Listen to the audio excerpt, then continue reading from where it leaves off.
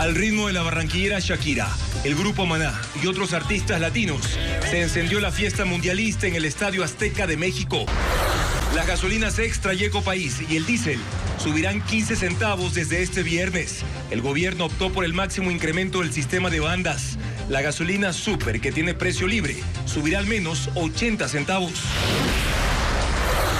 José Cabrera, vocal del CNE desde hace 8 años, es el nuevo presidente de ese organismo. Sustituye a Diana Tamaín y, al igual que ella, está en funciones prorrogadas. Científicos de la Administración Nacional Oceanográfica y Atmosférica, NOAA, confirman la formación del fenómeno El Niño en el Océano Pacífico. Se estima que las fuertes lluvias lleguen en los últimos meses de 2026. La carta de Inés Manzano, en la que se aparta de cualquier responsabilidad en el contrato de Progen, no responde varias dudas, como por qué no se frenaron los anticipos y por qué no presentó denuncias en la justicia ecuatoriana. Por orden del presidente Daniel Noboa, las bebidas de moderación, incluida la cerveza, bajarán de precio durante los días del Mundial, pues no pagarán el impuesto a los consumos especiales, ICE. Algunos amantes del fútbol y de los eventos mundialistas dedican décadas y miles de dólares a armar sus colecciones de estampillas, álbumes, figuras y recuerdos.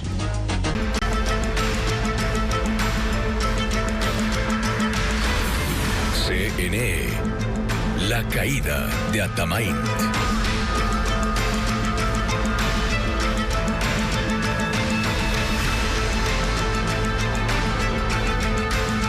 El Consejo Nacional Electoral tiene nuevo presidente. Se trata de José Cabrera, quien asumió el cargo en una sesión extraordinaria solicitada por 3 consejeros. Diana Tamaín dejó el cargo después de más de 7 años en esa función. Patricio Díaz nos cuenta más.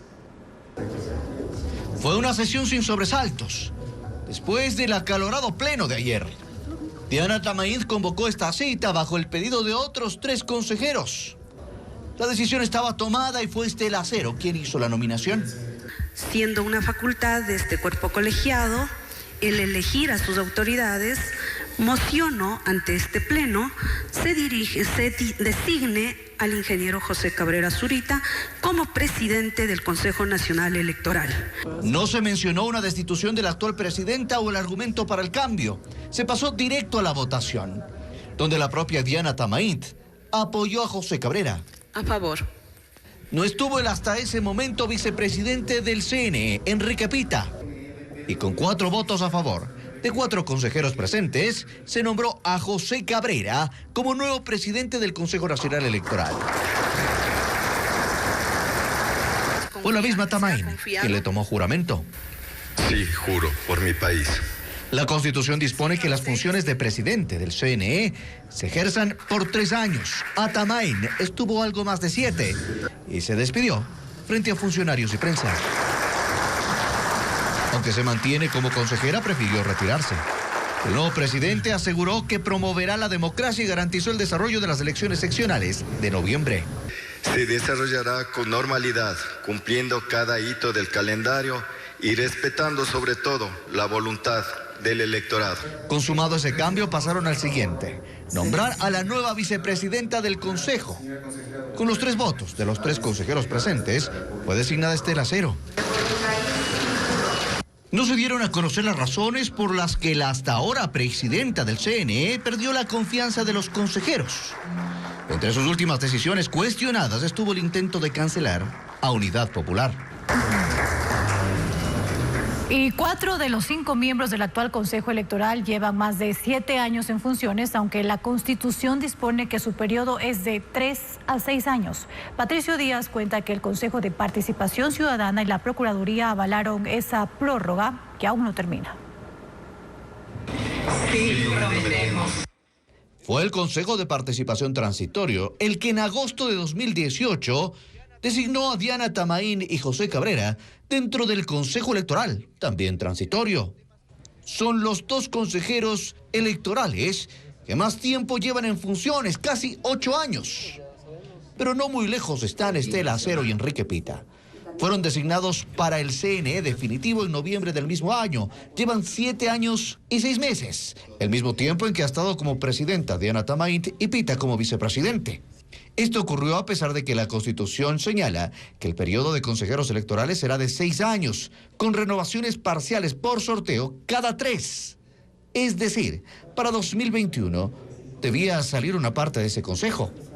La Constitución también dice que presidente y vicepresidente del CNE deben ejercer su cargo por 3 años. Pero eso tampoco se cumplió. Atamaín y Pita permanecieron en esas funciones por los mismos 7 años y medio. ¿Por qué? El Consejo de Participación Ciudadana no ha designado sus reemplazos. En 2021, bajo la presidencia de Sofía Almeida, este organismo demoró el proceso de renovación y las pugnas políticas por cambio de presidentes fueron dejando de lado poco a poco ese concurso. El CNE, mientras tanto, recibió un espaldarazo del entonces procurador Íñigo Salvador, que avaló su prórroga, bajo el argumento de garantizar la continuidad de los servicios y actividades institucionales. Esto incluía que debían mantenerse en sus cargos internos, es decir, no cambió la presidencia. Fue lo mismo en noviembre de 2024, cuando cumplieron sus periodos los 4 consejeros. El Consejo de Participación Ciudadana, dirigido por Andrés Fantoni, no avanzó en el concurso y el procurador Juan Carlos Larrea confirmó su prórroga. La renovación del CNE tampoco avanza actualmente. El obstáculo ahora es la designación de catedráticos que elaborarán las preguntas para el concurso. Se pidió una nueva revisión de requisitos y así, por esa vía al menos, parece que tampoco habrá cambios. El radar digital. Amigos, ya comienza a tomar fuerza y genera muchas consultas en el ecosistema digital el tema del aumento en el precio de las gasolinas a escala nacional. Por eso vamos a revisar los precios que hace pocos minutos ha publicado Petroecuador y que se empiezan a aplicar desde mañana viernes 12 de junio. El galón de la gasolina extra y Ecopaís, que hasta estos momentos está en $3.16, a partir de mañana será de $3.31. Estamos hablando de 15 centavos más.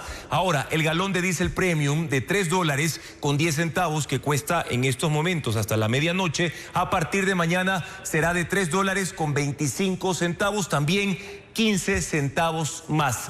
En el caso del galón de la gasolina super, el precio sugerido por Petroecuador hasta este jueves es de $4.81, pero ya en las próximas horas, este viernes 12 de junio, será de $5.70. Reitero, el precio referencial de la gasolina super, pero sin embargo ya es decisión de cada comercializadora venderlo a un precio mayor. Y ahora vamos a revisar cómo ha ido precisamente incrementándose el precio de los combustibles desde el 12 de enero de este año, cuando pagan de más quienes cargan estas gasolinas precisamente en sus vehículos. Y me ponen por favor la información anterior para que las personas puedan ver precisamente esos datos. Hasta este jueves, a partir, reitero, del 12 de enero, la Extra y Ecopaís ha incrementado 49 centavos más. En el caso del diésel premium, el incremento en estos 5 meses ha sido de 39 centavos más. Y en la super, aunque varía su precio,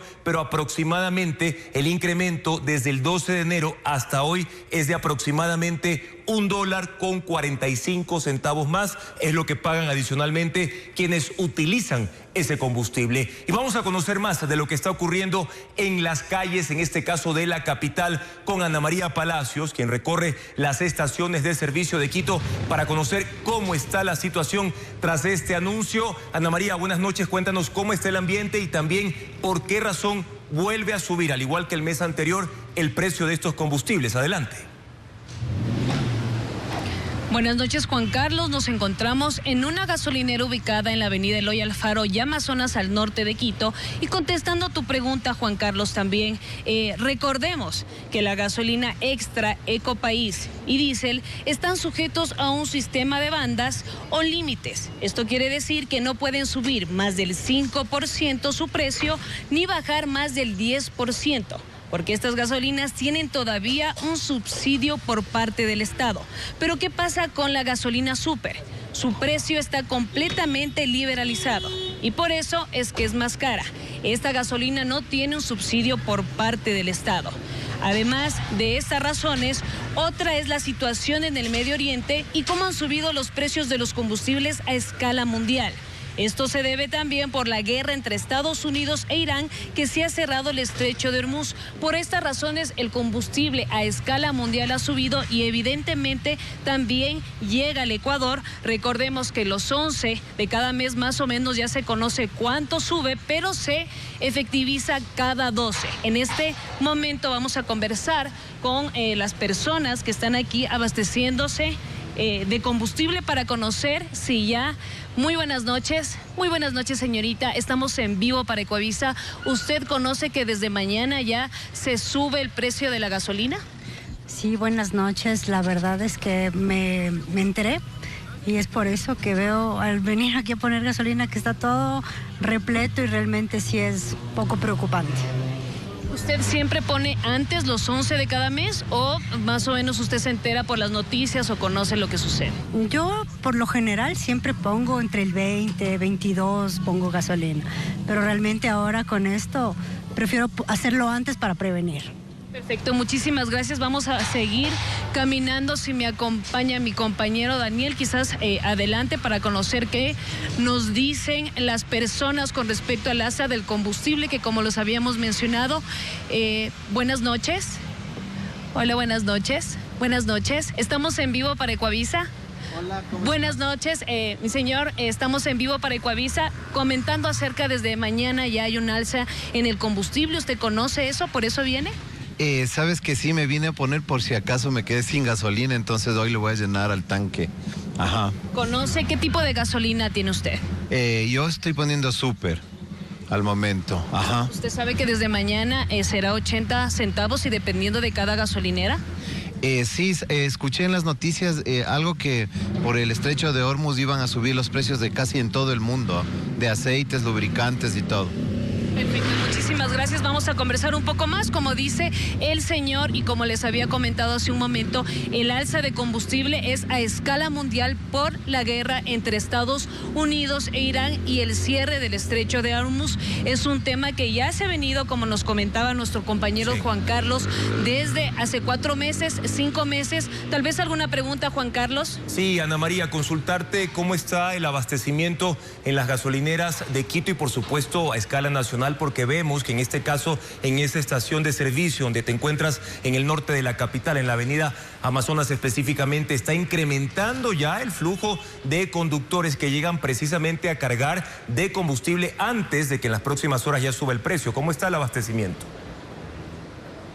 Juan Carlos, te comento, como lo mencionabas, en esta gasolinera ubicada en Eloy Alfaro y Amazonas, vemos gran cantidad de conductores de autos que vienen acá. Hemos conversado con los señores que trabajan aquí y nos dicen que todos los 11 de cada mes hay muchas personas que vienen a poner gasolina porque ya saben que el 12 se va a aumentar el combustible. Entonces, por el momento hay muchas personas y lo más probable es que en las próximas horas ya no tengan gasolina. Ese dato es importantísimo, vamos a estar muy pendientes. Además, Ana María, nos hablas de fechas entre el 11 y el 12. Especifícanos cuánto tiempo entonces va a durar este incremento, este nuevo incremento de precios en este tipo de combustibles que arranca o se aplica a partir de mañana. ¿Por cuánto tiempo será? Juan Carlos, será hasta el 11 de julio, recordemos que sí, porque estamos junio, sería hasta el 11 de julio que se rige el precio en las gasolinas. Pagarán más 15 centavos Ecopaís, Extra y Diésel y 80 centavos Super, dependiendo de cada gasolina. Recordemos, como te había mencionado, esto rige hasta el 11 de julio. A partir del 12 de julio habrá otro incremento y dependiendo de lo que pase a escala mundial, sabremos cuál será el precio. Gracias, Ana María, por este informe desde una de las estaciones de servicio más grandes que está ubicada en la avenida Amazonas y Eloy Alfaro, en el norte de Quito, donde poco a poco siguen llegando más conductores precisamente para poder cargar de combustible antes de que se aplique ya a las 0 horas de este viernes 12 de junio el incremento de precio en estas gasolinas. Amigos, ahora los invito para que puedan ingresar a nuestra página web ecuavisa.com desde cualquier dispositivo móvil en estos momentos y y puedan acceder al código QR que ya lo tienen ahí en sus pantallas y que los va a llevar directamente a la información en nuestra web sobre los detalles y reiterar el incremento de los combustibles. En cuánto van a subir los precios de estos combustibles: gasolina extra y Ecopaís, el diésel premium y también la super, que a partir de mañana será de $5.70 el precio sugerido. Y más de $1.000 millones destinó el país para importar derivados de petróleo. De ese valor, 733 millones se destinaron a la compra de diésel, combustible que se encuentra en los valores más altos de los últimos 20 años. Con ello, la intención de ahorrar recursos por la eliminación de subsidios y darle alivio a la caja fiscal se desmorona. Se le dijo a los ecuatorianos que eliminar los subsidios a los combustibles iba a aliviar las cuentas del Estado, que iba a haber dinero para destinarlo a atender otras necesidades. Era cierto, pero la guerra en Medio Oriente llegó a destruir esa ecuación. En abril, Ecuador gastó $1.027 millones importando derivados con precios altísimos por el conflicto en Irán. Internamente, la venta de esos derivados permitió la recaudación de $698 millones. La diferencia, 329 millones, es lo que el Estado pone de su bolsillo para mantener el sistema funcionando. Ese número se descompone así. Las naftas de alto octanaje generaron pérdidas por $35 millones. El diésel, el combustible que mueve la economía del país, sangra a 250 millones. Y el gas licuado de petróleo tiene un subsidio de 44 millones más. Hoy, Ecuador importa el 85% del diésel que consume y el 71% de las naftas que necesita para elaborar sus gasolinas. Las pérdidas no son mayores porque el precio elevado del crudo apalanca en algo lo que se destina para importaciones. En abril, Petroecuador colocó crudo y cobró en promedio $36 por encima de su valor presupuestado, en $53.47. En resumen, Ecuador gana más por el petróleo que explota y pierde más de lo que gana por los derivados que tiene que traer de afuera.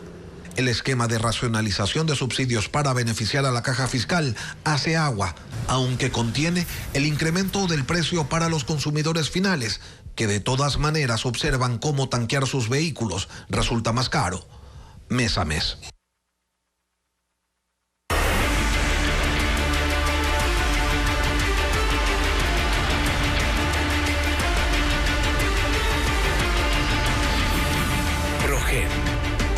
La papa caliente.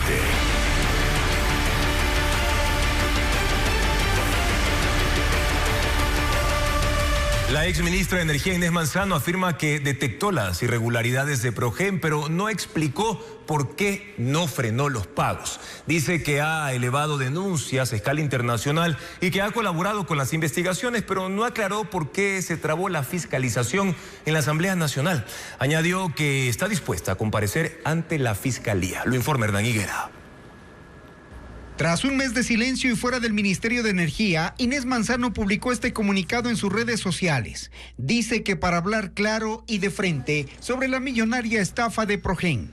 Ha dicho que cuando ella asumió esa cartera de Estado, los contratos ya existían, que no fue ella quien los negoció ni los adjudicó, pero no aclaró quién sí lo hizo. La exministra no asume responsabilidad alguna en los desembolsos realizados a Progen y atribuye a la gerencia de Termo Pichincha esos pagos, porque según dice respondían a obligaciones contractuales preexistentes, pero no explica por qué no los frenó. Inés Manzano acepta la existencia de los chats y comunicaciones como este, donde le dice corrupta a Carla Saúd, la representante de Astrobrixa, socia de Progen. A este punto crucial necesito conversar con usted, porque no es posible que los proyectos a punto de culminar se detengan por culpa de la corrupción. ¿La suya?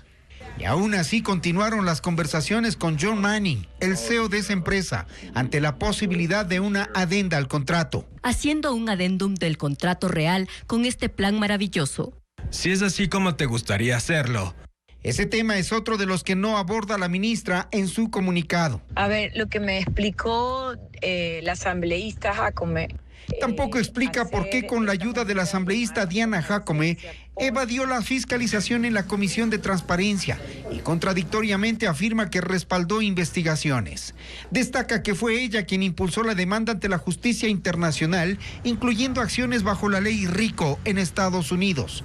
Pero a nivel local no hubo denuncia, según el documento que adjunta, evidencia de que el 23 de julio de 2025 compareció ante Fiscalía en el caso que se investiga y que lo volvería a hacer, dice, si la requieren, porque no tiene nada que esconder.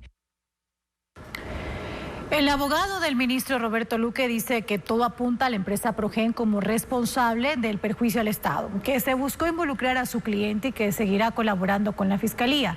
También se refirió a los asesores de Luque que se fueron del país. Jacqueline Rodas con más detalles a continuación.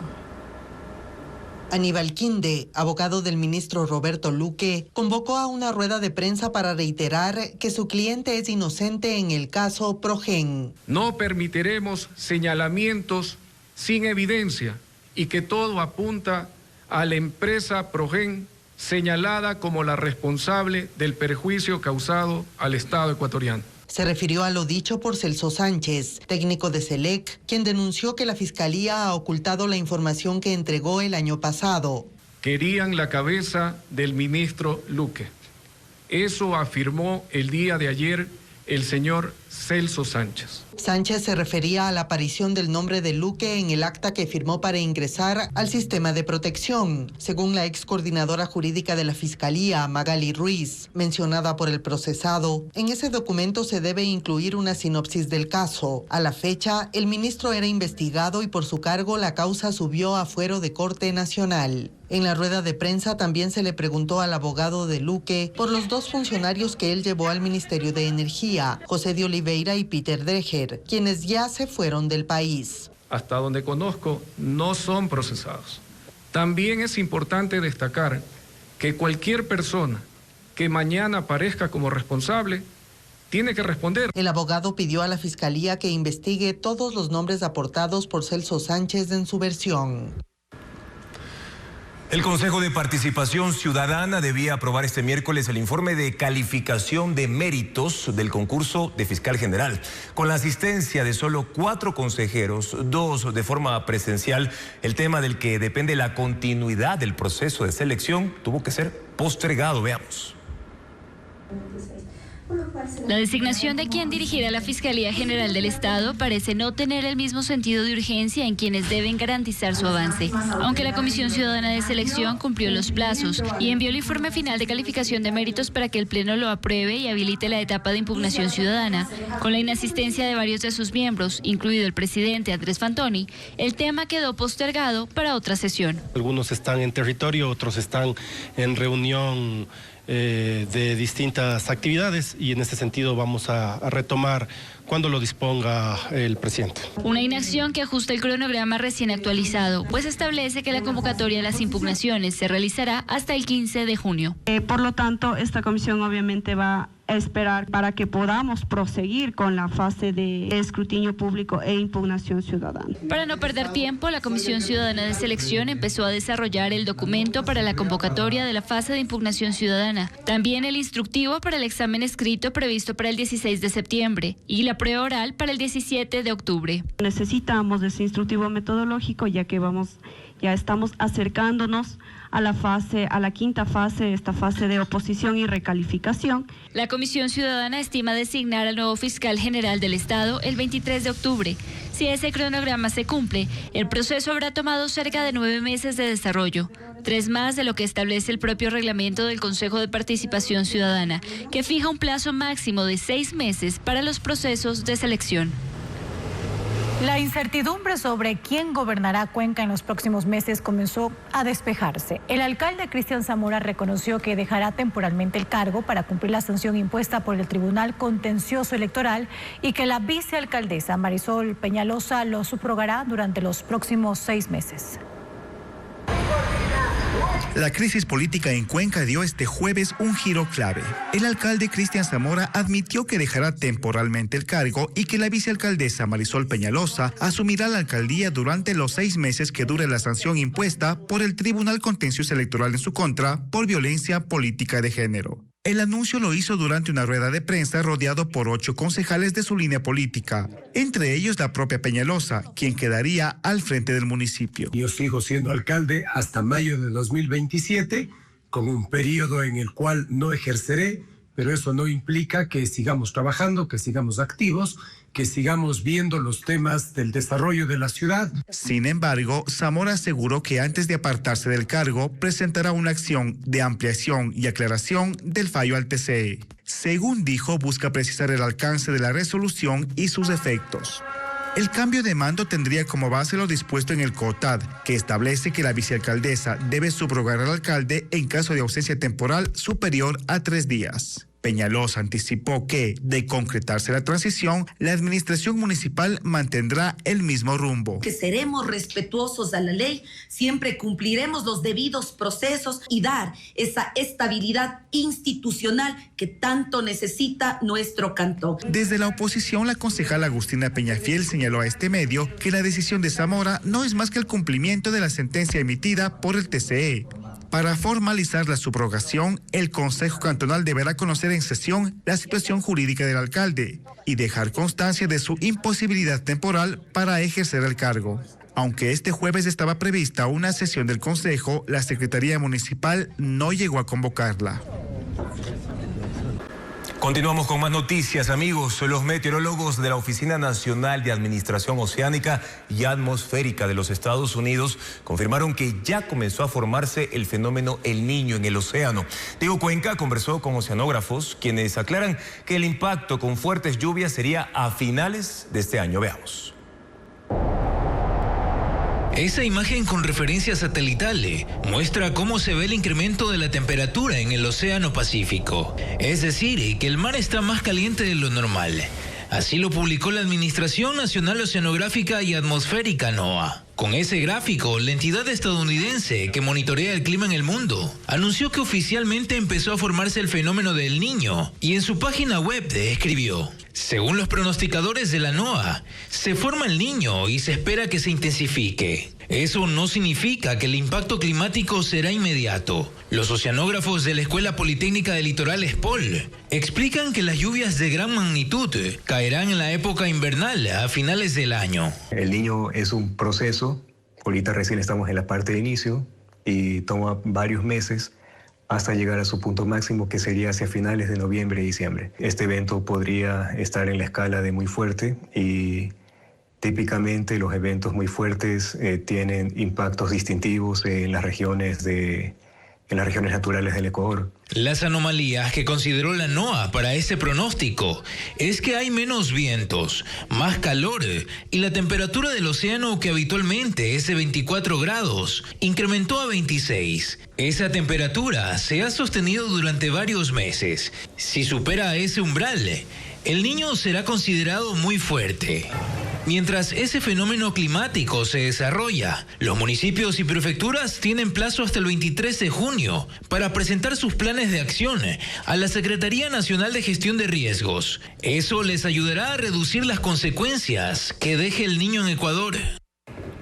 Las lluvias que regresaron con fuerza a los ríos sorprendieron a cientos de agricultores que, tras evitar sembrar durante el invierno, habían apostado por esta temporada para recuperarse. Hoy cerca de 2.000 hectáreas de cultivos permanecen bajo el agua, como lo reporta Odette Camacho. ¿A cuánto está? A 40 centímetros la mata con agua pique. Lo que hace apenas 2 semanas comenzaba a sembrarse en campos de la provincia de Los Ríos, hoy permanece bajo el agua. Las intensas lluvias registradas en los últimos días provocaron inundaciones en la parroquia Caracol en Babahoyo y en al menos 12 recintos del cantón Urdaneta, el más afectado por la emergencia. Cerca de 2.000 hectáreas de maíz, arroz y frijol quedaron entre afectadas y perdidas. Y aquí se represan todos los ríos. Por ejemplo, tenemos la entrada del río Salampe, el río Pijuyo. Tenemos parte del río Vainilla. Se hace un pico de botella donde no se puede salir tanta agua. En el recinto Santa Clara, el agua cubrió parcelas que acababan de ser sembradas. Las plantaciones de maíz con apenas 15 días de crecimiento se pudren bajo las inundaciones. Otras quedaron sepultadas por el lodo, reduciendo al mínimo las posibilidades de recuperación. Imagínense, la esperanza, ¿en qué quedó? La gente queda endeudada, en primer lugar, con los chulqueros, con los bancos privados, el Ban Ecuador. ¿Y cómo se paga? A inicios de año, los productores optaron por no sembrar durante el invierno para evitar pérdidas, conscientes de que se trata de una zona vulnerable a las inundaciones. Lo apostaron todo a la temporada de verano, con la esperanza de recuperarse, pero las lluvias inesperadas terminaron frustrando sus planes.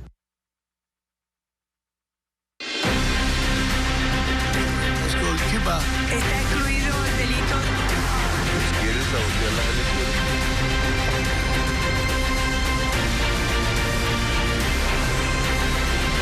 Mundo. Y ahora vamos a revisar cómo sigue el ajustado escrutinio oficial en las elecciones presidenciales de Perú. El conteo llega al 98.25% y muestra a Keiko Fujimori de Fuerza Popular arriba con 9.035.080 votos. Esto representa el 50% de la votación, mientras que el candidato Roberto Sánchez del partido Juntos por el Perú alcanza hasta ahora un total de 9.034.285 votos, que equivalen al 49.99%. Ellos están sumamente apretados en cuanto a la votación. Fíjense ustedes que la diferencia entre ambos candidatos a la presidencia de Perú es de tan solo 795 votos, reitero, esto con el 98.25% escrutado hasta el momento. Y en cuanto al voto extranjero, el proceso de escrutinio ya registra el 94.49%, ha avanzado un poco más en los últimos días. Keiko Fujimori tiene el 63.42% de votación de los peruanos en el exterior, mientras que Roberto Sánchez Palomino el 36.57% hasta el momento. Reitero, estos son los resultados del voto de los peruanos en el exterior.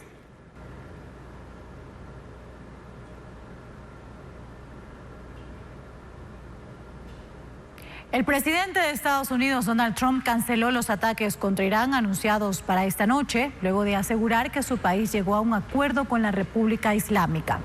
Las autoridades iraníes han dado declaraciones más cautelosas.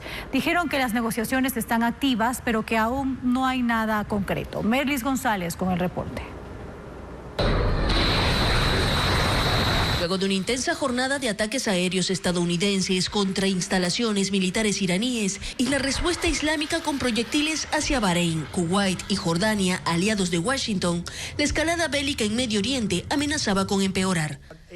Donald Trump incluso amenazó con una fuerte arremetida para esta noche, pero durante la tarde cambió de opinión. El mandatario aseguró en una publicación en su red social Truth que los equipos negociadores habían llegado a un acuerdo.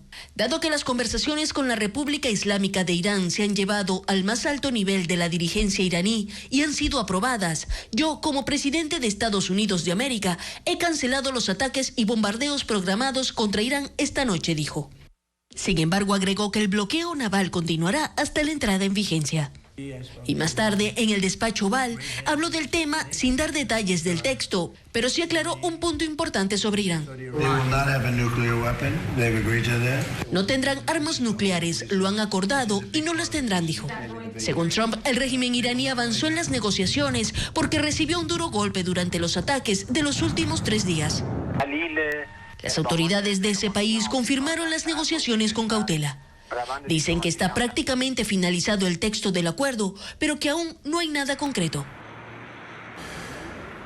El Papa León XIV visita Islas Canarias, territorio español, frente a las costas de África. Llegó con un discurso centrado en el drama de la migración y efectos como, por ejemplo, la muerte de miles de personas que huyen de los conflictos buscando refugio en el continente europeo. El pontífice destacó la responsabilidad que toca a cada actor en este problema de índole mundial. Es la primera ocasión en que un papa visita este territorio español. A las 10:30 su avión aterrizó en el aeropuerto de la localidad de Telde, en Isla Gran Canaria, donde fue recibido por el presidente del gobierno, Pedro Sánchez, el presidente de la Comunidad Autónoma de Islas Canarias, Fernando Clavijo, y 4 ministros. El punto central de esta escala ha sido el muelle Arguineguín, conocido como el muelle de la vergüenza, símbolo de la crisis migratoria cuando miles de personas estuvieron hacinadas en condiciones precarias durante la pandemia, pero además porque la migración africana a las islas dejó decenas de muertos en el camino. No podemos acostumbrarnos a contar muertos. La dignidad humana no tiene pasaporte ni pierde valor a cruzar una frontera. Señaló que la migración y sus crisis deben convertirse en una cuestión de conciencia, empezando en los países de origen, que dijo deben crear condiciones de paz, justicia y desarrollo. Para Europa, que no puede proclamar la dignidad humana y acostumbrarse a que el Mediterráneo y el Atlántico sean cementerios sin lápidas. Para la comunidad internacional, llamada a una cooperación eficaz y perseverante. Hoy el sitio ha sido rebautizado como el Muelle de la Esperanza. Aquí, junto a migrantes recién llegados, León depositó flores en el agua por las víctimas, siguiendo la tradición que en su momento estableció el Papa Francisco en sus visitas a otro punto crítico de la tragedia migratoria en Europa, la isla italiana de Lampedusa. La agenda del Papa León XIV en Canarias finalizará el viernes con una misa multitudinaria en Santa Cruz de Tenerife antes de su retorno a Roma. Gracias por su sintonía. El gobierno eliminará el impuesto a los consumos especiales, el ICE, de la cerveza durante el Mundial, lo que representa un costo de 20% menos. El Estado dejará de percibir $25 millones por esa decisión. Adriana Bermeo en el siguiente reportaje tiene más detalles y las reacciones. La cerveza costará menos mientras dure el Mundial. El presidente Daniel Noboa hizo el anuncio en la inauguración de una obra vial en el Empalme, provincia del Guayas. Y a todas las bebidas de moderación, incluida la cerveza, vamos a quitarle el ICE durante el Mundial hasta el 19 de julio. De esa manera va a bajar el precio de la cerveza más de 20%. Esa disminución fue ratificada por la Asociación de Industriales Licoreros del Ecuador. El caso de la cerveza, mientras nosotros tenemos una botella de 1 litro, esto equivale a 50 centavos en una botella de $2.50. En cuanto se emite el decreto, los precios podrían bajar automáticamente.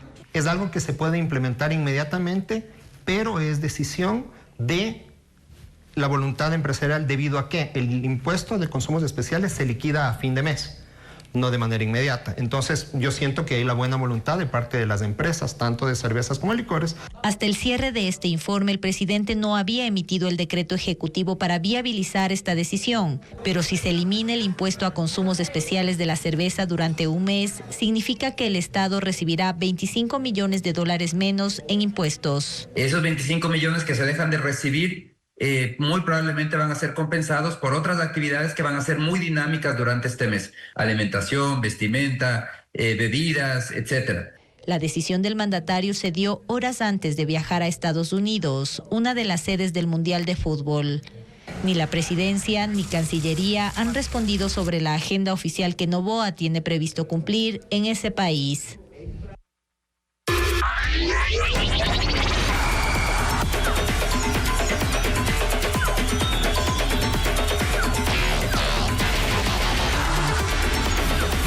Ecuador.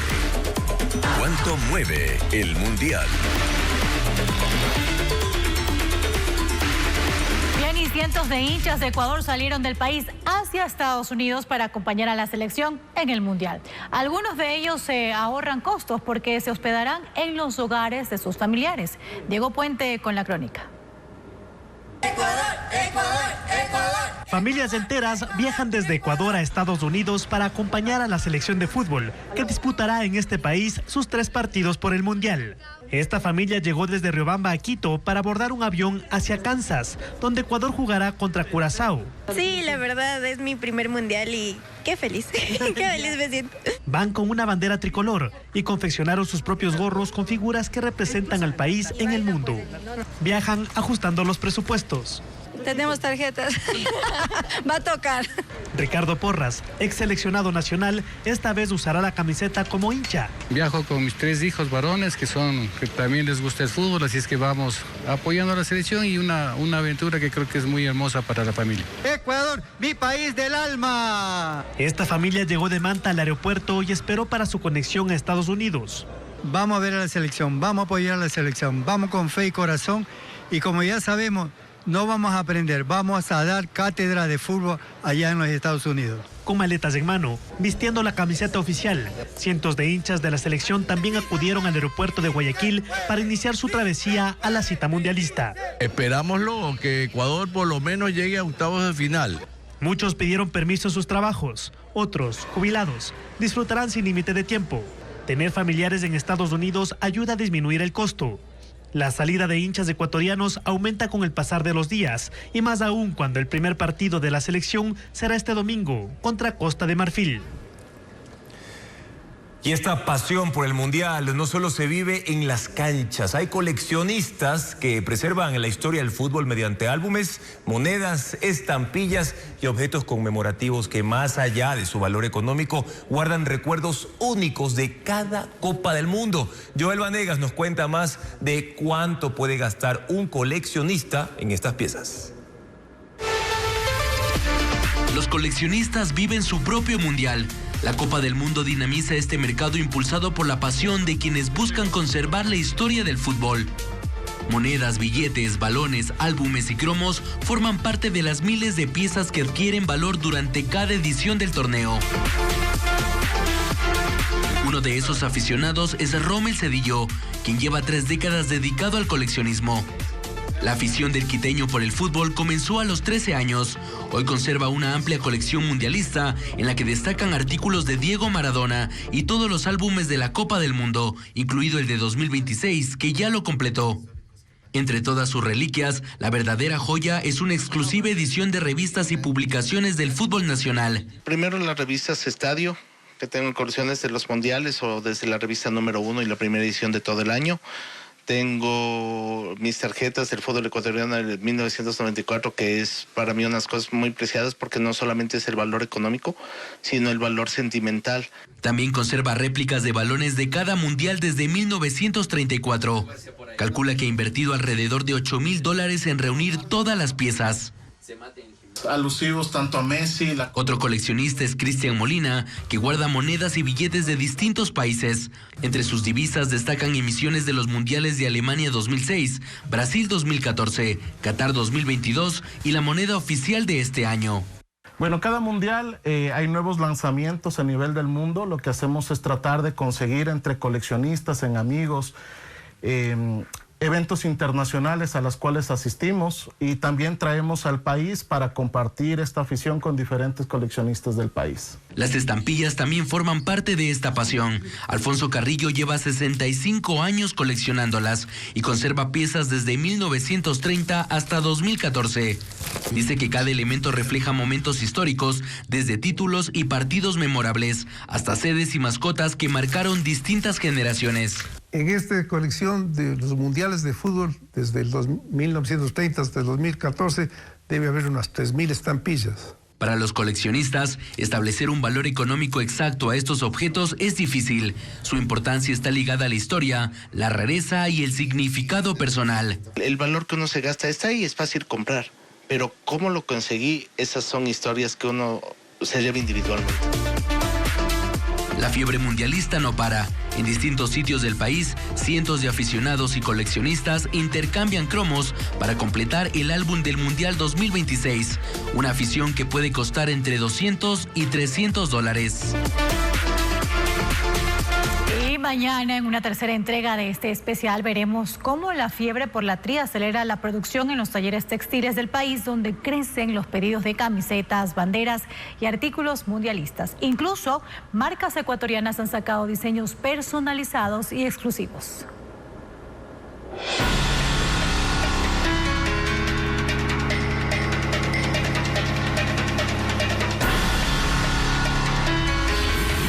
Mónica Silva. Activismo de luto.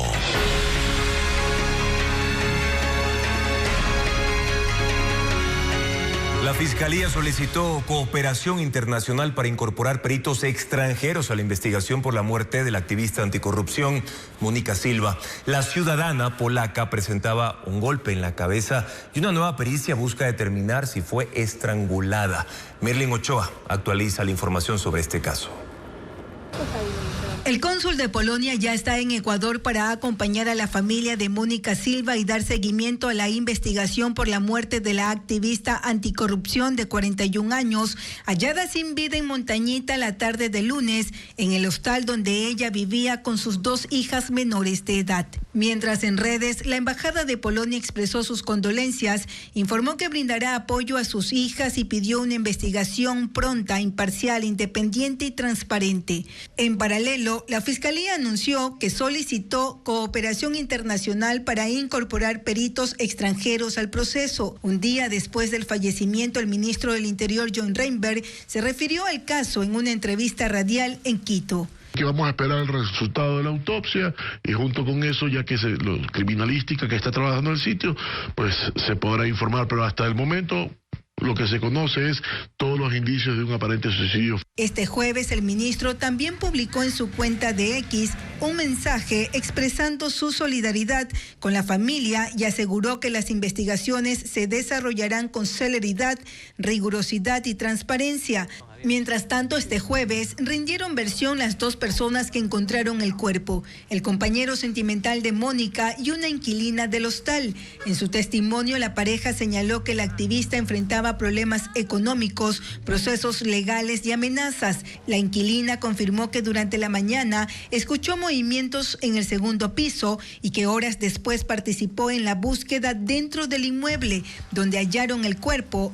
Alfonso Ortiz, activista y amigo de Mónica, ha estado desde el martes en el anfiteatro. Él fue el primero que logró conversar con el médico legista tras la autopsia. El médico manifiesta que tenía un golpe en la parte trasera de la cabeza, lo cual es parte de la caída, supuestamente, la primera caída. Sin embargo, los resultados le generan dudas.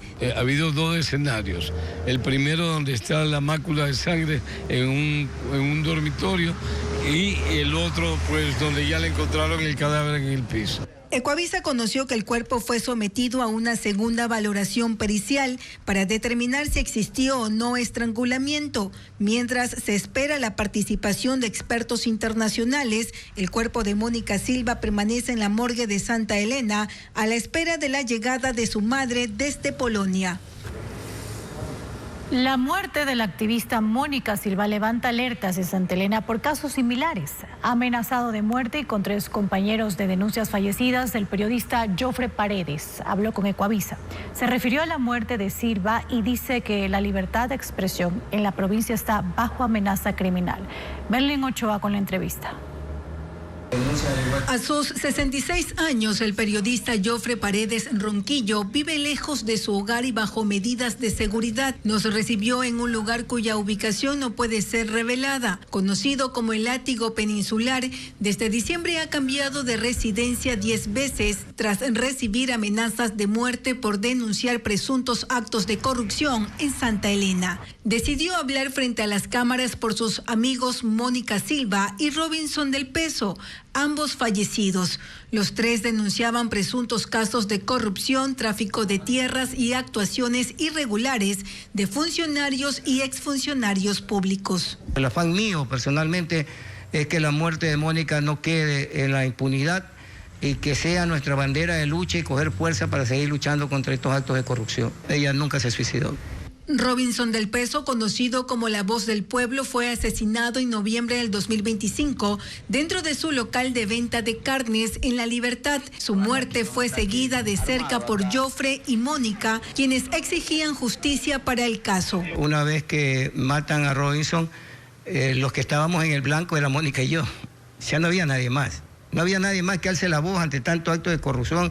En enero, Periodistas Sin Cadenas denunció amenazas contra comunicadores de Santa Elena. Entre ellos estaba Fernando Muñoz, director de Radio Salinas, quien planeaba entrevistar a Jofre Paredes y Mónica Silva. En el documento indican que a Muñoz le dejaron una advertencia en su casa: dígale que deje de estarle dando espacio a esta gringa porque va a terminar con la boca llena de hormigas, igual que el carnicero. La entrevista fue cancelada. Hoy, Joffre asegura que su vida cambió por completo. Denunciábamos actos de corrupción, por ejemplo, sobreprecios en contratos, direccionamientos de contratos, cambio de objetivo de los contratos, es decir, se contrataba para una cosa y luego se hacía en la realidad otra cosa.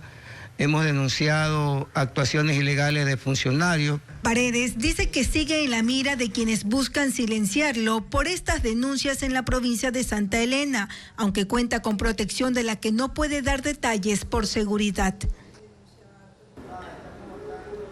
Y un informe policial expone amenazas de muerte en contra de las hijas de Fernando Villavicencio, personal de la policía y fiscalía que investigó el caso Magnicidio FB. Ahí se pide dar seguridad inmediata a 4 personas y evaluar el nivel de riesgo de 11 policías más. Diego Puente con esta noticia. Las amenazas de muerte en el caso Magnicidio FB no solo alcanzan a las hijas de Fernando Villavicencio, Amanda y Tamia, sino a los agentes de la policía y fiscalía que investigaron una estructura con los posibles autores intelectuales. En un informe de la Dirección de Investigación de la Policía, consta un mensaje que recibieron las hijas. Una persona desconocida indica que les habla desde una cárcel y les advierte que sus cabezas tienen precio. También aparecen los nombres de uno de los policías y un analista que determinaron los supuestos autores intelectuales del asesinato, y un asesor de la fiscal Ana Hidalgo. El documento concluye que hay una real y latente amenaza de muerte en contra de esas personas. El informe, que está dirigido al director nacional de investigación y en el que se pide dar a conocer estas amenazas al ministro del Interior y al comandante de la policía, también señala ataques en redes sociales asociados a publicaciones de Javier Jordán, uno de los procesados en el caso y prófugo en Miami. Incluso se exhiben capturas de sus publicaciones. Una de ellas es esta, en la que difundió los nombres y firmas de los agentes que establecieron la estructura del asesinato. Según la policía, las publicaciones de Jordán pueden considerarse como una orden implícita o marcaje para que terceros, entre ellos los grupos delictivos, ejecuten represalias físicas contra los agentes y las 2 hijas de Fernando Villavicencio. El informe solicita seguridad para 3 servidores policiales y un secretario de fiscalía durante el juicio. También que se realice el análisis de riesgo para otros 11 agentes y se les autorice el porte de sus armas de dotación para defensa. Las hijas de Villavicencio, por medio de su abogado, habían denunciado amenazas de muerte e intimidaciones antes de la fallida audiencia preparatoria de juicio convocada la anterior semana. Una jueza de San Borondón negó el pedido de caución de Aquiles Álvarez. Según el abogado del alcalde de Guayaquil, esta resolución se da pese a que la magistrada reconoció que cumplió los requisitos del recurso. Fabiola Santana nos cuenta más. La jueza de la Unidad Multicompetente de San Borondón, Andrea Ordóñez, negó el pedido de caución del alcalde de Guayaquil, Aquiles Álvarez.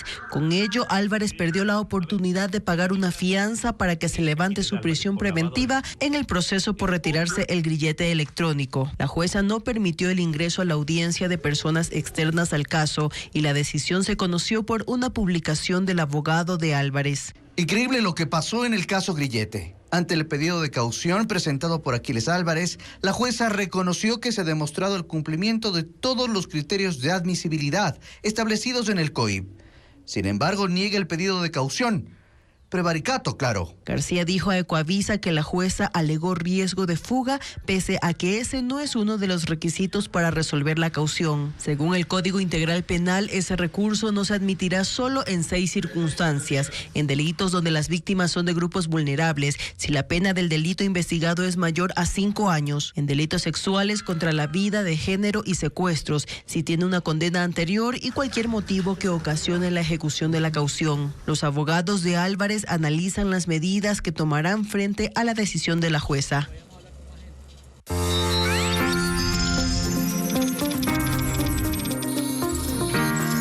Tecnología. Sí, vamos a hablar ahora de tecnología porque mientras las grandes empresas llevan años adoptando la inteligencia artificial con cautela, pequeños emprendimientos incorporan esta tecnología para automatizar procesos aun cuando genere incertidumbre entre sus trabajadores. El gerente de una firma contable transformó su forma de elaborar y asumir los riesgos. Jorge Luis Vaquerizo nos muestra sus desafíos. Desde inicios de este año, el puesto de Jasper está vacío. Fue reemplazado por la IA. Esta empresa dedicada a llevar la contabilidad de sus clientes ya no lo necesitaba más. Simplemente no había trabajado para ese empleado, así que lamentablemente tuvimos que despedirlo. En el mundo financiero y administrativo, la inteligencia artificial está asumiendo más tareas y esta pequeña empresa quiere adoptar esta tecnología a sus procesos para mantener más tiempo para asesorar a sus clientes. Antes ingresábamos manualmente todas las transacciones bancarias. Ahora la IA las lee automáticamente. Eso nos ahorra entre 10 y 15 horas a la semana. Ahora tenemos más tiempo para estar al lado del cliente, para dar asesoría y podemos atender a más clientes. En vez de tener que reescribir 500 líneas, puedo soltarle la IA encima y termino en 10 minutos. Tengo mucho más tiempo para eso que para sentarme ahí a procesar datos sin pensar. Los 3 empleados de esta firma contable respaldan el cambio, pero en muchas otras empresas persisten preocupaciones importantes: el origen de la tecnología, el tiempo que sus empleados necesitan para adaptarse, el futuro de sus funciones y el temor a ser despedidos. Y no son casos aislados. 2 de cada 10 empleados en Países Bajos dicen estar muy preocupados por su futuro laboral. Por ahora, en esta pequeña firma contable aprovechan el tiempo que la automatización les libera para disfrutar de sus pasatiempos, como armar rompecabezas o jugar tiro al blanco. Fue capturado alias Sampaio, identificado por la policía como cabecilla de la organización criminal Sao Box en Puerto Bolívar. Sucedió mientras se movilizaba en un patrullero policial junto a 3 uniformados que, según las investigaciones, le brindaban custodia. El caso ahora pone bajo la lupa una presunta red de colaboración delictiva en El Oro. Un patrullero policial que se supone debe ser usado para combatir el crimen terminó en el centro de una operación que hoy sacude a la institución en Machala. Unidades de inteligencia detuvieron la noche del miércoles a alias Sampaio, señalado como cabecilla de la organización criminal Sao Box en Puerto Bolívar. La captura ocurrió mientras era movilizado en un patrullero junto a un sargento y 2 cabos en servicio activo. Según el comandante zonal de policía Renato González, los agentes recogieron a Sampaio y luego se dirigieron hacia el sur de Machala para retirar un fusil. Fue en ese momento cuando fueron interceptados. Los policías le estaban dando a nuestro criterio custodia porque se retiran de su lugar de servicio. Abandonan el sector de Puerto Bolívar, se reportan falsamente con un traslado de valores, lo retiran a este sujeto y lo ingresan al patrullero. Y en el patrullero, de una forma indigna, impresentable, inadmisible, se dirigen a este sector del domicilio de San Ramón, donde retiran el armamento. Durante el operativo se incautaron un fusil, una alimentadora, 8 celulares, el patrullero utilizado en el traslado y otro vehículo que, según las investigaciones, aparentemente les daba custodia. El armamento hallado estaría relacionado con hechos violentos ocurridos en el Pampón, el Amazonas y el Callejón de los Sandros, 3 de los sectores más afectados por la disputa entre organizaciones criminales en Puerto Bolívar. Para la policía, el caso podría no terminar con estas 4 detenciones. Que tenemos otras investigaciones en curso donde tendremos novedades en cuanto a servidores policiales que están colaborando con la organización delictiva de alias Nando, tanto en el sector de Pasaje como el sector de Santa Rosa. Alias Sampaio registra 6 detenciones anteriores por tráfico de armas, tráfico de droga y delincuencia organizada. 8 días después de la desaparición de Natalie Mafla, surgen nuevos detalles sobre las circunstancias de su muerte. Entre los indicios constan su cartera, una tablet, su billetera, documentos personales y otras pertenencias, por lo que la Fiscalía dispuso nuevas pericias en el caso. Carla Delgado sigue el tema. Este jueves se cumplen 8 días de la desaparición de Natalie Mafla. La joven carchense de 20 años fue hallada sin vida el pasado martes en una quebrada del sector de La Vicentina, en el centro norte de Quito. La noche del miércoles, la comunidad universitaria y colectivos ciudadanos marcharon para exigir justicia y que se esclarezcan las circunstancias de su muerte. Y lo que se espera es que, hayan políticas públicas, se genere un debate en torno a esto, que realmente se tome medidas que prevengan estas cosas, que disminuyan estos números. Mientras avanzan las investigaciones, se conocen nuevos detalles en torno al caso. El acta de levantamiento del cuerpo señala que en las inmediaciones del lugar no existían cámaras de seguridad y que el cuerpo fue encontrado entre abundante vegetación. Entre los indicios hallados, según el documento, constan su cartera, una tablet, su billetera, documentos personales y otras pertenencias. Sin embargo, en los videos de seguridad recopilados durante las investigaciones, Natalie aparece caminando aparentemente desorientada por varias calles del sector, pero sin llevar consigo su cartera. Tras estos hallazgos, la Fiscalía dispuso nuevas pericias para determinar las causas y circunstancias de la muerte. Mientras tanto, mediante un comunicado, la familia de Natalie agradeció el apoyo recibido durante los días de búsqueda y pidió que su partida no quede solo en el dolor. Señalaron que este hecho debe convertirse en una reflexión para toda la sociedad sobre la importancia de cuidarnos entre todos. 6 personas vinculadas a la disidencia de las FARC, comandos de la frontera, fueron detenidas durante una operación militar en Putumayo, en la provincia de Sucumbíos. Los uniformados incautaron droga, armamento, explosivos, entre otras evidencias. Paul Romero con más detalles de la intervención. Patrullas del ejército interceptaron este jueves una embarcación tipo canoa, cuyos ocupantes intentaron evadir un operativo de control en el río Putumayo, en el sector La Papaya, provincia de Sucumbíos.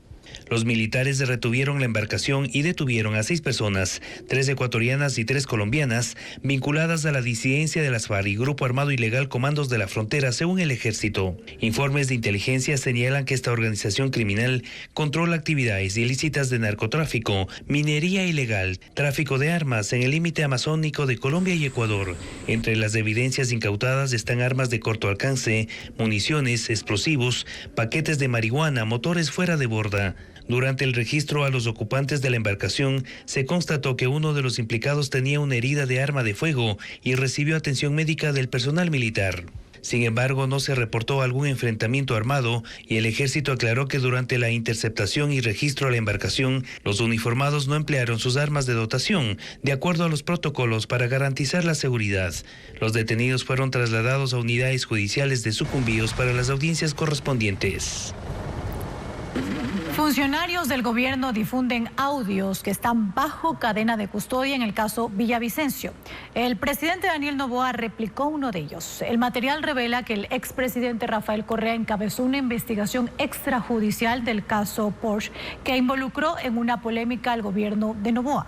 Fabiola Santana nos cuenta más. Que esa información, Audios que están en cadena de custodia en el caso que investiga el asesinato de Fernando Villavicencio son difundidos por autoridades del gobierno y medios de comunicación afines. Se trata de grabaciones entregadas por el ex policía Rodney Rengel, que revelan reuniones mantenidas con el expresidente Rafael Correa, el procesado Ronnie Aliaga y otras personas de su círculo. La primera publicación la hizo el lunes la ministra de Gobierno Natalie Morillo. Ronnie, la idea es ponerte este equipo a disposición, tú lo coordines, que eres directo interesado, y si se requiere, pues bueno, el teniente está haciendo el trabajo en el Porsche. El presidente Daniel Noboa reposteó a Morillo y dijo que la evidencia es clara. El correísmo lo único que quiere es afectar mi nombre, el de mi familia y destruir la democracia. Con estas publicaciones continuó el secretario de la Administración Pública, José Julio Neira. ¿Cómo está, presidente? Y tenemos cámara vigilando esta casa, quién entra y sale, ¿no? Sí, señor presidente, la cámara está apuntando... Ahora podamos ver las conexiones de llamadas y todo eso, ¿ok? Compañero, más, tienen el bloque, tienen todo, tienen el municipio de Guayaquil, puede apoyar también. Y Neira adjuntó otro en el que se escucha a quienes intervienen en la reunión. Llamó al material los audios de la conspiración. Estamos en esta reunión, Juan Andrés González, que es nuestro coordinador de bloque, Patricio Pacheco, que es nuestro director de comunicación, el teniente Rengel, que está haciendo la investigación del caso Porsche, Ronnie Aliaga, que ya, bueno, de los acusados en este caso, Fat Mansur, por supuesto. Freddy está con Priscila. Al igual que con otras publicaciones, Correa respondió. Por supuesto, para los corruptos investigar la corrupción en esta ocasión del caso Porsche es conspiración. El caso Porsche surgió tras un atentado en la bahía de Guayaquil. La polémica estalló cuando un vehículo Porsche del grupo Noboa fue visto en el domicilio del principal sospechoso, que luego fue absuelto de las investigaciones. El abogado de la empresa dijo que en ese vehículo fue trasladada una empleada cuya hija tuvo una emergencia médica. Cambiamos de tema, amigos, ahora para contarles que este viernes Ecuador disfrutará de 2 recitales sinfónicos que ya toman forma en Quito y en Loja. Los escenarios que convocarán al público serán la Casa de la Música en la capital y el Teatro Bolívar de Loja. Vamos a conocer ahora más eventos de la agenda cultural con Diana León.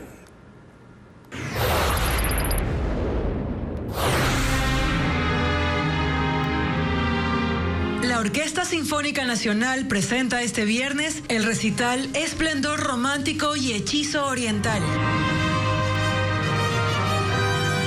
Con melodías inspiradas en las 1001 noches, el pianista ecuatoriano Macfred Mora interpretará el concierto para piano número 2 de Rachmaninoff. La cita musical será el viernes desde las 8 de la noche en Casa de la Música de la capital.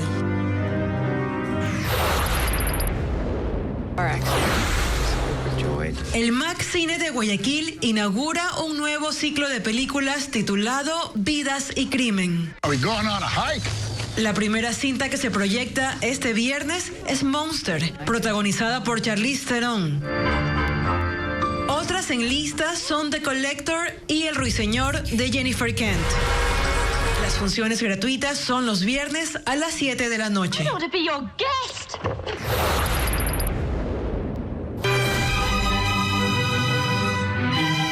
Con el director colombiano Víctor Hugo López como invitado, la Orquesta Sinfónica de Loja ofrecerá este viernes un recital gratuito. Destaca la interpretación de la suite ecuatoriana número 2. La presentación será a las 8 de la noche en el Teatro Bolívar de la capital lojana. Continuamos informando. Gracias, amigos, por su sintonía. El Ministerio de Defensa adjudicó un millonario contrato de adquisición de 7 helicópteros para las Fuerzas Armadas, 2 para cada fuerza y un VIP presidencial para transporte de autoridades. Las negociaciones se llevaron a cabo bajo reserva con el gobierno de Italia. Paul Romero con el informe. El Ministerio de Defensa optó por una nueva línea de helicópteros para las Fuerzas Armadas. Se trata de los AW139M Leonardo de fabricación italiana, similares a estos, que se incorporarán a la flota militar desde diciembre de 2027. El proceso para la adquisición inició en septiembre del año pasado con la solicitud de cotización de 7 helicópteros a 4 embajadas: Estados Unidos, Italia, Francia y Corea del Sur. La cartera de Defensa respondió a Televistazo que la contratación se realizó en virtud del informe de necesidad elaborado por el Comando Conjunto, máximo órgano de planificación, preparación y conducción estratégica de las operaciones militares para el incremento de su capacidad operativa, que la negociación se hizo de gobierno a gobierno y de forma reservada. En las especificaciones técnicas y condiciones de contratación se establecieron parámetros para la forma de pago, el tiempo de fabricación y directamente el tipo de helicóptero AW139M Leonardo de fabricación italiana. De las 7 aeronaves, 2 serán para la Armada, 2 para la Fuerza Terrestre, 2 para la Fuerza Aérea y un VIP presidencial y de transporte de autoridades. La forma de pago, según el presupuesto referencial, es de $209.8 millones y con la entrega de un anticipo de 45 millones a la empresa fabricante. Deben cumplir con 24 especificaciones técnicas, entre ellas capacidad para 10 y 15 pasajeros, vuelo diurno y nocturno, provisión de equipos de búsqueda y rescate, puntos duros para ametralladoras, radar meteorológico, Bambi Bucket para controlar incendios. El contrato comprende 3 entregas parciales de las aeronaves desde diciembre de 2027 hasta mayo del 2028. La última compra de helicópteros militares se realizó en 2023 durante el gobierno de Guillermo Lasso. 5 Super Puma franceses por $90 millones a la Brigada de Aviación del Ejército.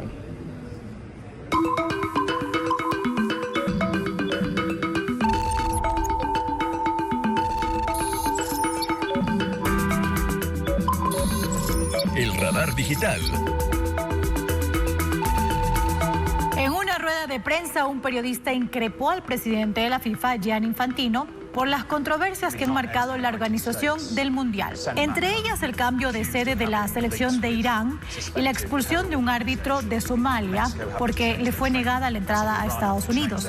Infantino defendió la gestión del organismo y respondió con un mensaje que no pasó desapercibido. Chill, relax. We work on everything. We try to solve everything. Sus declaraciones, sin duda, se viralizaron en redes, generando conversación digital y preguntas entre los usuarios. ¿La FIFA realmente tiene control sobre los problemas migratorios que afectan al torneo? Infantino minimizó los problemas al pedir que todos se relajen. ¿Está la FIFA más preocupada por defender la imagen del Mundial que por resolver las controversias? Además, los comentarios en redes critican el manejo del campeonato mundial e incluso muchos describen como una frase fuera de lugar. Música, danza y tradición. El Mundial de Fútbol empezó y hoy fue una de las 3 inauguraciones oficiales que tiene el evento. México fue la sede de este primer día y la noticia se viralizó en redes sociales. Los usuarios compartieron fotos de las presentaciones artísticas. Las imágenes que dominaron las publicaciones fue la actuación de Shakira con la canción oficial del Mundial, las coreografías inspiradas en las culturas originarias y las tomas aéreas. Hashtag World Cup 2026, México 2026 y Azteca fueron tendencia. Entre las frases que dominaron la conversación digital están: México hizo historia, el Azteca volvió a brillar y qué orgullo inaugurar el Mundial. En elcoavisa.com tenemos una galería con las fotografías más destacadas del momento. El conocido Tren 7 de Nueva York luce los colores de la bandera ecuatoriana. Esto en reconocimiento y celebración a la selección ecuatoriana y su participación en el Mundial. Las imágenes se han viralizado en redes sociales, ya que no solo la bandera luce en los exteriores de cada vagón del tren, también en el brandeado del interior. La mayoría de videos están publicados en TikTok, acompañados por canciones ecuatorianas y de la emoción de compatriotas que resaltan la iniciativa que se volvió tendencia digital. El fenómeno de El Niño ya comenzó, así lo afirmó la Administración Nacional Oceánica y Atmosférica de Estados Unidos, NOAA. Según los expertos, se espera que se intensifique hacia finales del año, alcanzando potencialmente una fuerza histórica. Este fenómeno climático eleva las temperaturas superficiales en el Océano Pacífico Ecuatorial y provoca cambios a escala mundial, representando desde sequías hasta inundaciones. Ahora, la diferencia de su intensidad es el calentamiento global, un factor que, según los expertos en materia, complica más el panorama. En elcoavisa.com tenemos detalles de este nuevo anuncio que enciende las alarmas climatológicas. Gracias a Teo Pozo y Luigi Marquere por traernos todas estas novedades en torno al Mundial de Fútbol. Por supuesto que ya fue inaugurado este jueves en el Estadio Azteca de México y estamos muy pendientes, por cierto, de cómo se va a seguir preparando nuestra tricolor en los próximos días previo al partido contra Costa de Marfil este domingo. Y seguimos hablando de este tema porque en distintos puntos del Ecuador se han creado espacios para vivir la fiesta del Mundial en varios horarios. Además, surgen curiosas propuestas como el rollo parrillero mundialista y la copa de helado mundialista. Ana María Palacios nos cuenta más de estas ofertas. Con todo el entusiasmo, decenas de aficionados se reunieron hoy en Manta en el Fan Zone del Megaparque Agustín Intriago, un espacio que permitirá seguir en pantalla gigante todos los partidos del Mundial. Además, habrá presentaciones musicales, concursos, activación de marcas, zonas gastronómicas y actividades recreativas. Edward Castro llegó a la inauguración y a la transmisión del partido inicial con una réplica de la Copa del Mundo. Justamente eso, para darle desde aquí la buena vibra hasta allá donde están los muchachos, decirle que esta copa, que es una similitud, la queremos acá. En Guayaquil, la cafetería Antojos Bake se sumó a la fiebre futbolera con el rollo parrillero mundialista, una propuesta gastronómica inspirada en la pasión por el fútbol. Un rollo hecho con finas hierbas, tiene queso mozzarella de búfala, que es uno de nuestros productos estrellas para los que nos inflamamos en los 30. Tiene matambre crocante, hecho por supuesto aquí en nuestras cocinas Antojos Bake, y un chorizo finas hierbas que le da el toque, con el chimichurri especial de la casa y una mayonesa que van a amar. Mientras tanto, en San Borondón, el Teatro Sánchez Aguilar reabrió su café vino bar como un nuevo punto de encuentro para disfrutar de los partidos. Y en Quito, el Hotel Patio Andaluz, una casa patrimonial de más de 500 años, ofrece durante el Mundial la transmisión de los encuentros, acompañada de su Festival del Helado y la presentación de una Copa Mundialista. La cual tiene sabores como taxo, naranjilla, banana dulce, pan de banano y toppings tradicionales como orejitas, moncaibas, suspiros. También en la capital se inauguró Quito Gastro Fan Zone, ubicado en el Arena Top Media Cumbayá. El espacio fue creado para que el público disfrute de los partidos en pantalla gigante, junto a una oferta de música, gastronomía y entretenimiento para toda la familia. Estará abierto durante todo el mes de 11 de la mañana a 10 de la noche. Bueno, ahí están varias ofertas. Así concluimos esta emisión informativa, amigos. Gracias por su sintonía. Mañana en Contacto Directo seguimos mundialistas porque va a haber un panel con miras al debut de la Tri ante Costa de Marfil. ¿Cómo llegan los elegidos de BKCS? Lo analizarán Sixto Bisuetex, director técnico de la selección, y Luigi Marchele, uno de los periodistas enviados por Ecuavisa a la cobertura en Estados Unidos. Sigue aumentando la expectativa del país frente a este gran partido muy esperado para este domingo. Amigos, les recordamos además que en ecuavisa.com y Ecuavisa Play, también en las redes sociales de Ecuavisa, la información se actualiza constantemente y por supuesto también todas las novedades y noticias en torno a esta gran fiesta deportiva en Norteamérica. Gracias por habernos acompañado. Buenas noches.